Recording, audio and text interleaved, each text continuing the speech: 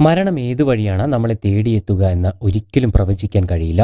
അതുകൊണ്ട് തന്നെയാണ് മരണത്തെ രംഗബോധമില്ലാത്ത കോമാളി എന്ന് വിശേഷിപ്പിക്കുന്നത്. അതുപോലെ തന്നെ ചില അശ്രദ്ധകളും അറിവില്ലായ്മകളും നമ്മളെ കൊണ്ടെത്തിക്കുന്നത് വലിയ അപകടങ്ങളിലേക്കായിരിക്കും. ചിലപ്പോൾ അത് നമ്മുടെ ജീവൻ എടുത്തെന്നും വരാം. അത്തരത്തിൽ അശ്രദ്ധ മൂലം കഴിഞ്ഞ ദിവസം ഒരു ചെറുപ്പക്കാരന്റെ ജീവൻ നഷ്ടമായി എന്ന വാർത്ത അങ്ങേയറ്റം ഹൃദയഭേദകമാണ്. വെറും 22 വയസ്സ് മാത്രമാണ് ഈ ചെറുപ്പക്കാരന്റെ പ്രായം. ജീവിച്ചു തുടങ്ങിയിട്ടേ ഉണ്ടായിരുന്നുള്ളൂ ആ പാവം.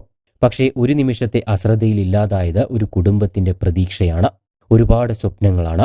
തൃശൂർ ദേശമംഗലം മേലെ തലശ്ശേരി ജുമാ മസ്ജിദിന് സമീപം താമസിക്കുന്ന അത്താണിക്കൽ വീട്ടിൽ മുസ്തഫയുടെ മകൻ മുഹമ്മദ് ഫാരിസാണ് കഴിഞ്ഞ ദിവസം അതിദാരുണമായി മരണത്തിന് കീഴടങ്ങിയത്. കഴിഞ്ഞ ചൊവ്വാഴ്ച വൈകിട്ട് 3 മണിയോടെയാണ് സംഭവം നടക്കുന്നത്. ചിറ്റണ്ടയിലെ ഒരു ബൈക്ക് വർക്ക്ഷോപ്പിലാണ് മുഹമ്മദ് ഫാരിസ് ജോലി ചെയ്യുന്നത്. അവിടെ കേടായ ഒരു ബൈക്ക് നന്നാക്കിക്കൊണ്ടിരിക്കുകയായിരുന്നു യുവാവ്.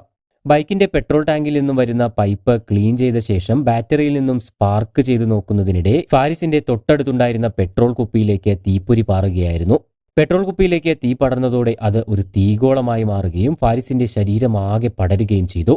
ഗുരുതരമായി പൊള്ളലേറ്റ മുഹമ്മദ് ഫായിസിനെ ഉടൻ തന്നെ നാട്ടുകാർ ചേർന്ന് തൃശൂർ മെഡിക്കൽ കോളേജ് ആശുപത്രിയിൽ പ്രവേശിപ്പിക്കുകയായിരുന്നു. 90% പൊള്ളലേറ്റ ഫാരിസ് എങ്ങനെയെങ്കിലും ജീവിതത്തിലേക്ക് മടങ്ങി വരണമേ എന്ന പ്രാർത്ഥന മാത്രമായിരുന്നു ബന്ധുക്കൾക്കുണ്ടായിരുന്നത്.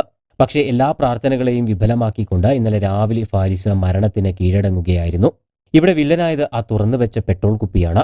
ഇനിയെങ്കിലും ഇത്തരത്തിലുള്ള അപകടങ്ങളൊക്കെ ഓരോരുത്തരും ശ്രദ്ധിക്കേണ്ടതുണ്ട്. ഇത്തരത്തിൽ യാദൃശ്ചികമായി നമ്മുടെ ശരീരത്തിൽ തീ പടരാനുള്ള സാഹചര്യം ഉണ്ടായിക്കഴിഞ്ഞാൽ രക്ഷപ്പെടാനായി എന്തൊക്കെ ചെയ്യണമെന്നതുകൂടി നമുക്ക് പരിശോധിക്കാം.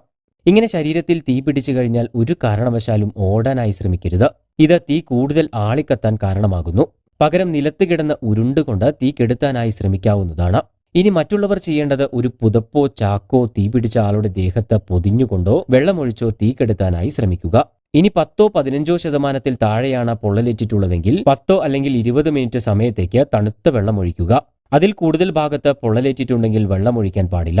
അതുപോലെ തന്നെ ശരീരത്തിൽ ഒട്ടിപ്പിടിച്ച വസ്ത്രമുണ്ടെങ്കിൽ അത് ബലമായി വലിച്ചെടുക്കാനായി ശ്രമിക്കരുത്. അത് തൊലി അടർന്നു പോരാനിടയാക്കുന്നു. മേൽപ്പറഞ്ഞ കാര്യങ്ങൾ ചെയ്ത ഉടൻ തന്നെ രോഗിയെ ആശുപത്രിയിൽ എത്തിക്കുകയാണ് പിന്നീട് വേണ്ടത്. ഈ അറിവ് ഒരുപക്ഷെ ആപത്ഘട്ടങ്ങളിൽ ഒരു ജീവൻ രക്ഷിക്കാൻ സഹായിച്ചേക്കാം.